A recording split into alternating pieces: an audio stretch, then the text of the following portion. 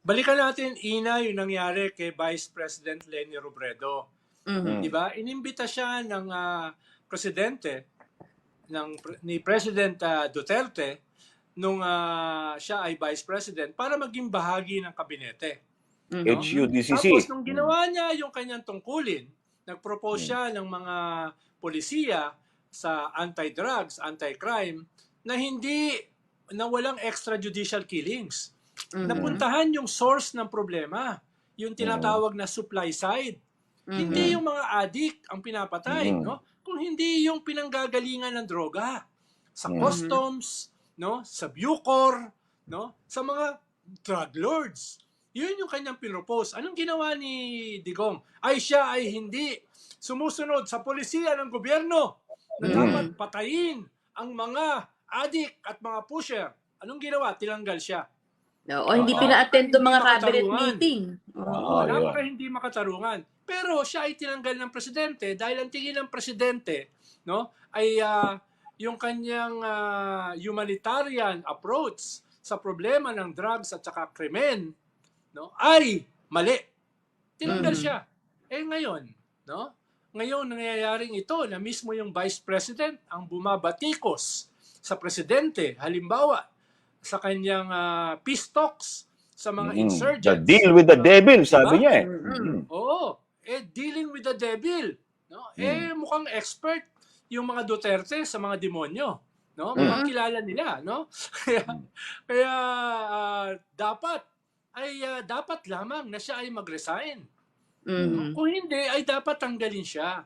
Diba? Dahil bumubunggo na siya sa polisiya eh.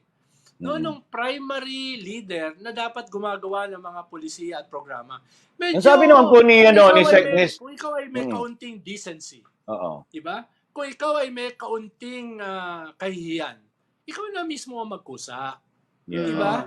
Ikaw na mismo. Yun naman po sinabi, yun naman po sinabi ni former Senator Laila de Lima, na pwede kang magsalita raw in a vice president capacity kasi karapatan na yun kasi vice president ka no, pwede kang tumaliwas sa opinion kasi traditionally o historically naman sa ating sec wala pa, sila lang ata ngayon no, ang magkapartidong presidente at vice presidente at additionally politically nagsasalita talaga against or for, minsan ang vice president laban sa sitting president, parang gano'n. Ang sinasabi po ni Senator Laila, ni former Senator Laila, kung ikaw yung vice presidente, pwede yan.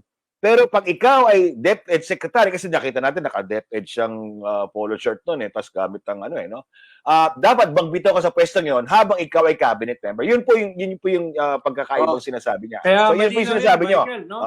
Malinaw yan. Ang hinihingi ni ex-Senator Laila de Lima ay mag-resign siya bilang miyembro ng cabinet.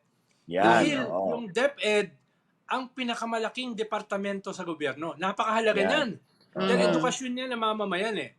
Kaya ang sinasabi ni Senator Laila de Lima, mag-resign ka bilang membro ng cabinet kung hindi mo gusto yung programa o polisiya ng gobyerno. Hindi natin siya pinaparesign as vice president.